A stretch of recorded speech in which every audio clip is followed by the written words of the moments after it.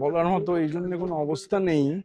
আমি আমার ফোনটা দেখছিলাম আস্তে আস্তে, আমার সঙ্গে আশিসদার শুক্রবার একাধিকবার কথা হয়।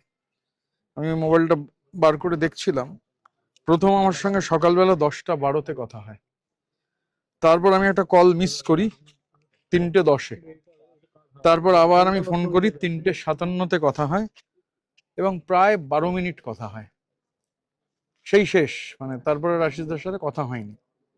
শুক্রবার দিন, গতকাল ছিল শনিবার, মানে 14 তারিখ কথা হয়েছিল।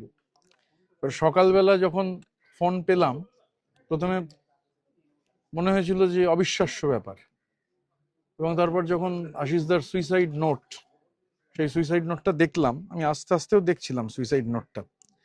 সুইসাইড নোটের খুব ইন্টারেস্টিং, মানে মুক্তোর মতো হাতের লেখা, এবং এই যে ছাত্রাবস্থা থেকেই রাজনীতি শুরু উল্লেখ করেছেন।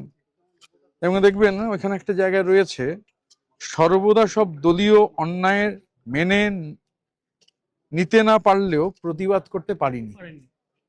এবার শুধু আশিস দা না, আমরা এখানে যারা আছি, আমার নেতা অনুব্রত মণ্ডল থেকে শুরু করে স্নেহাশিস চক্রবর্তী, আকরুজ্জামান, এখানে আমাদের অভিজিৎ সিনহা রয়েছেন, চাঁদুদা রয়েছেন, শতাব্দী রয়েছেন, আমাদের রিজু দত্ত এখানে আছে, অসিত মাল আমাদের এমপি রয়েছেন।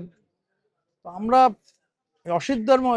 আশিসদার মতোই আমরাও, মানে পরিস্থিতি ছিল না যে, এবং সেটা উনি লিখে গেছেন, মানে উনি সেটা এখানে লিখে গেছেন এটার মধ্যে। এবং তার থেকেও বড় কথা হচ্ছে যে, দেখবেন আমি আমি এই কারণে চিঠিটা আমার কাছে আরো মানে ভীষণ বেদনাদায়ক এবং হার্ট রেন্ডারিং। আশিসদার সঙ্গে গত কয়েক মাসে যতবার দেখা হয়েছে, কখনো নিজের কোনো কথা বলেননি,